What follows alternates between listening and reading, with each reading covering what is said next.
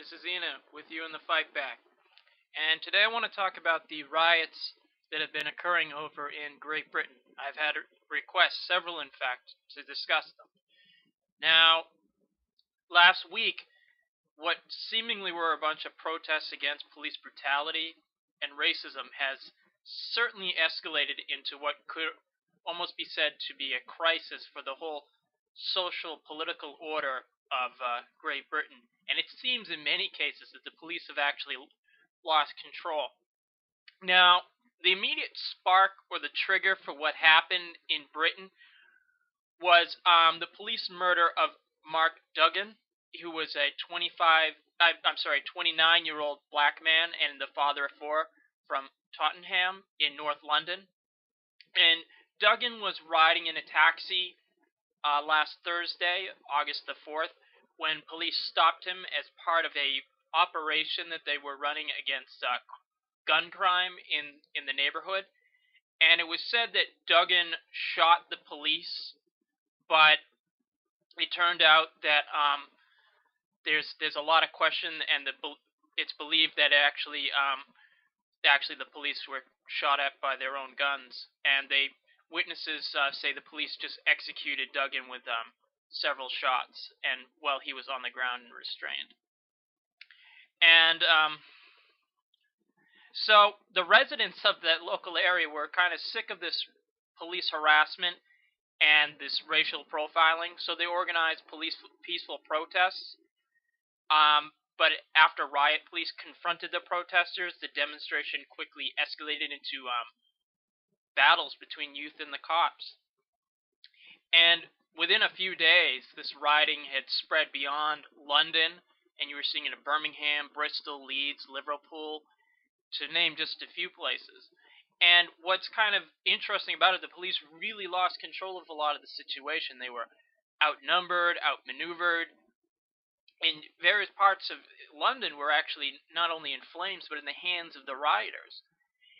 Now, the media, and we see it not just in Britain, but here in the United States as well, the commentation, we get this typical hypocrisy, the reactionary politics, about this mindless criminals, and who just want to loot and stuff, and they totally ignore any socioeconomic causes for this violence.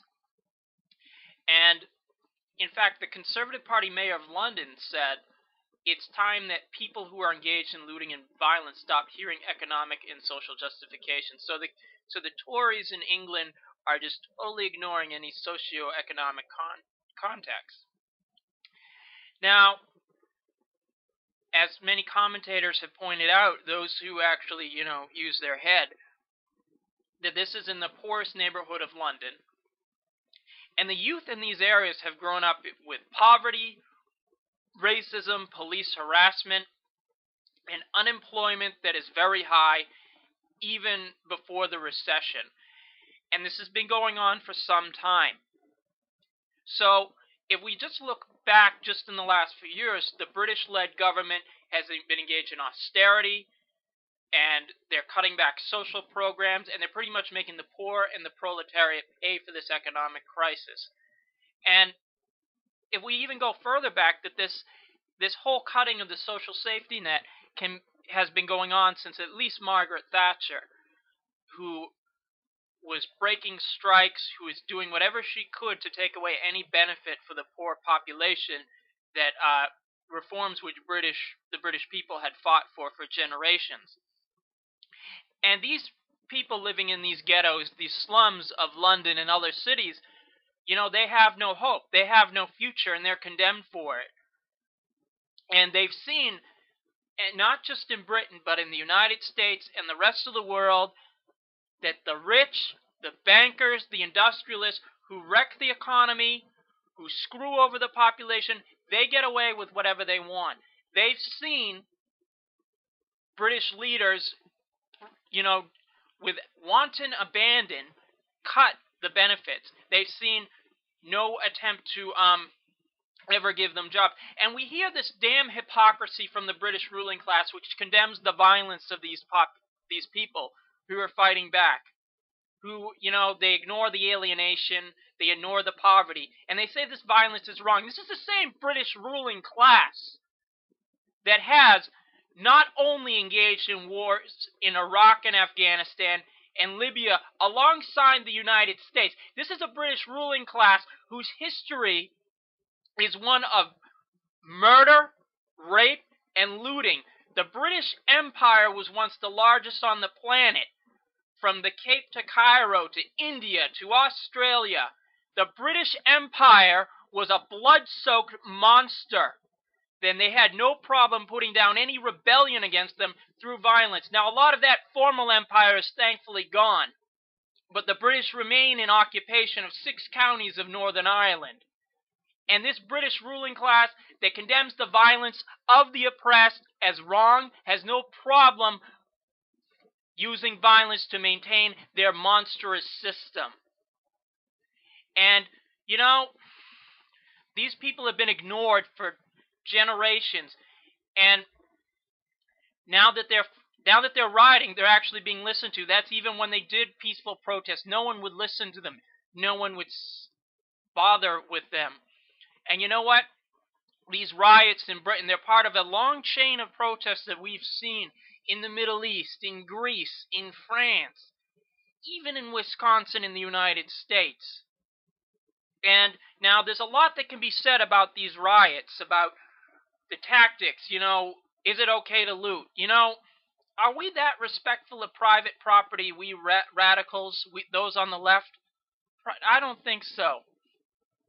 Now, the truth is, revolutionaries, we can argue about, pretty much the way that they could placate these people would be to engage in some kind of public works program, maybe cut the military 95%, I don't know, tax the rich, more than they have, which is probably nothing. Do something like that, pretty much going against the whole austerity, but the British Tory government isn't going to do that. Now, personally, I think revolutionaries, we need to take a slightly different view, and the Kasama Project, there's been some discussion there, and I kind of liked what I was reading, and I want to share it with you. Instead of, say, targeting small businesses, why not target the system, its symbols, its representations, and, not targeting ordinary working people. That would be, and the truth is, we can condemn these, it's sometimes radicals or liberals certainly condemn these people for not having the right politics, just going off and looting and rioting. Well, shouldn't we be the ones who are articulating our ideas amidst them?